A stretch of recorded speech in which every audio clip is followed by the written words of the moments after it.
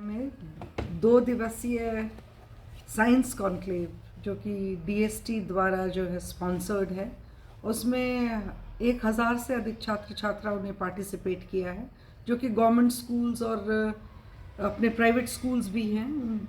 तो इन बच्चों को एक मौका दिया गया है कि वो साइंस के विषय पर जो अपने इमर्जिंग इश्यूज हैं उन पर अपने मॉडल प्रस्तुत करें। क्विज कंपटीशन है, एसे राइटिंग है और इनवाइटेड टॉक्स भी हैं। और इस कार्यक्रम में जो मुख्य अतिथि हमारे साथ रही प्रोफेसर रंजना अग्रवाल, जो कि डायरेक्टर हैं CSIR की।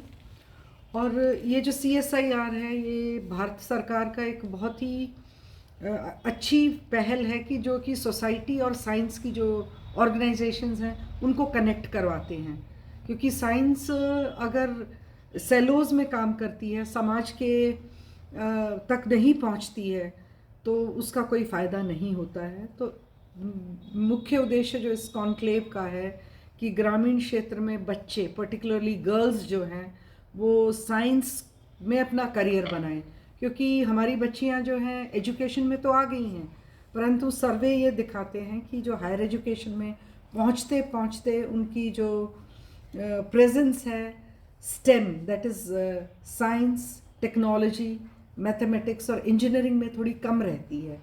तो क्योंकि अगर इस स्पेस में भी अगर महिलाएं आएंगी तो एक होलिस्टिक डेवलपमेंट या देश का जो है ठीक प्रकार से विकास होगा। उनका दृष्टिकोण भी जो है साइंटिफिक इंक्वायरी में निहित रहेगा।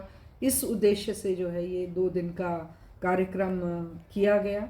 और इसमें बहुत अच्छी चीज़ ये रही कि बच्चे बड़े उत्साह से जो भी हमारे एनवायरनमेंट से रिलेटेड मॉडल्स हैं या क्लीन एनर्जी के मॉडल्स हैं उन पर उन्होंने अपनी प्रस्तुतियां दी और बच्चे बहुत उत्साहित हैं। साइंस कॉन्क्लेव से हमारे विश्वविद्यालय को बहुत फ़ायदा होगा कि बच्चे यहाँ विज़िट कर रहे हैं, देख रहे हैं लैब्स में किस प्रकार से काम हो रहा है। एक तो ये इसका पहलू रहेगा कि जो इंजीनियरिंग है उसके प्रति बच्चों के एडमिशन्स हमारे इम्प्रूव होने की इससे संभावना दिखती है। और अगर हम बात करें विश्वविद्यालय में आगे हम और क्या करने जा रहे हैं, तो हमारा जो इमीडिएट टारगेट है वो है NEP को इम्प्लीमेंट करना। और उसी संदर्भ में हम लोगों ने यहाँ 3 दिवसीय कैपेसिटी बिल्डिंग वर्कशॉप का ऑर्गेनाइजेशन किया है, जिसमें 50 से अधिक अध्यापक हमारे जो एफिलिएटेड कॉलेजेस के हैं वहाँ से वो भी आए हैं, हमारे अपने अध्यापक, जिनको कि करिकुलम डिज़ाइन करने की जिम्मेदारी दी गई है। तो हैंड्स ऑन वर्कशॉप होगी।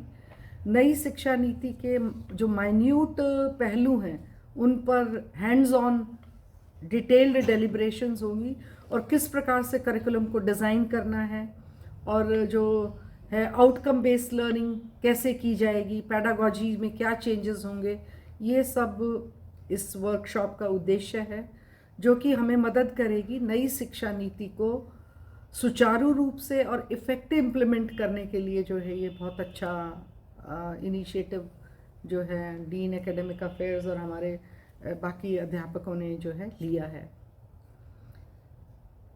एजुकेशन पॉलिसी तो ये फाइनल गवर्नमेंट स्तर पे होती होगी ना मैडम? पॉलिसी तो एक बॉडी ने बनाई है, कुछ लोगों ने इसका पूरी कंसल्टेशन करके पॉलिसी बन चुकी है, क्योंकि इसमें मूलभूत परिवर्तन हमें हर लेवल पे करना पड़ता है, पैडागॉजी पे भी, कंटेंट पे भी, डिलीवरी पे भी।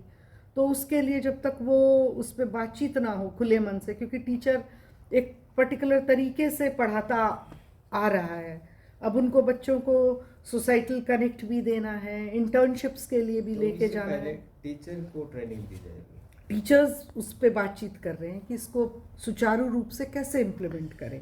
उनके मन में कुछ शंकाएं हैं, एग्ज़ाम कैसे उनका लें, तो एग्ज़ाम इवैल्यूएशन में क्या क्या चेंजेस, क्योंकि जब कोई नई नीति आती है तो उसमें हर स्तर पर चेंज की ज़रूरत पड़ती है।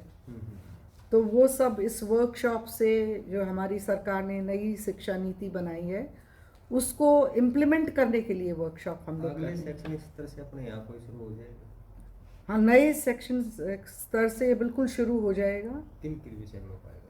ये विषय में नहीं होता है एक्चुअली, ये एक फिलॉसफी है किस प्रकार से हमने अपने कोर्सेज को पढ़ाना है उसको कैसे इवैल्यूएट करना है। जो नई शिक्षा नीति की है उसमें कुछ बिंदुओं पे बहुत ज़्यादा महत्व दिया जाता है, जैसे कि मल्टी डिसिप्लिनरिटी है, ओपन चॉइसेस होंगी, बच्चा जो पढ़ना चाहे वो विषय पढ़ सकता है, फिजिक्स के साथ वो म्यूज़िक पढ़ सकता है, लिटरेचर पढ़ सकता है, भारतीय भाषाओं में भी पढ़ाएंगे।